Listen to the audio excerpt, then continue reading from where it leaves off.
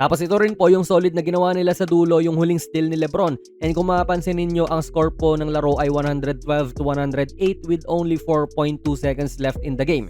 Kaya syempre kung papaganahin mo ang sentido komon mo ay tres dapat yung ia-attempt ng Sixers dito, kasi kung mag-quick 2 points lang sila, sobrang mauubos ng oras para sa kanila kasi mag-foul pa sila. Free throws ng Lakers then wala nang timeout. So hindi talaga uubra at wala nang oras din. And si LeBron with 23 pro years of experience ay nakita na yan probably lahat. Kaya rin bilang de facto center ng Lakers ngayon, wala siyang paki dito sa loob at most likely ay hindi rin dyan pupunta yung kalaban. Kita natin na nag-switch si LeBron kay Edgecombe at pareha sila ni AR nagtuturuan kung sino yung tatauhin nila.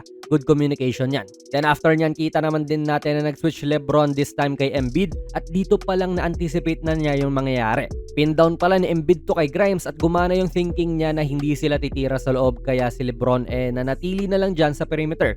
Actually, kung bigla ang sisingit nga rin po ang Sixers ng quick 2 kay Embiid, ay covered na ni AR yan, gawa nung nakaharang na nga rin siya sa loob. Pero na-anticipate nga ng maganda ni LeBron to at completely binasag ang huling play.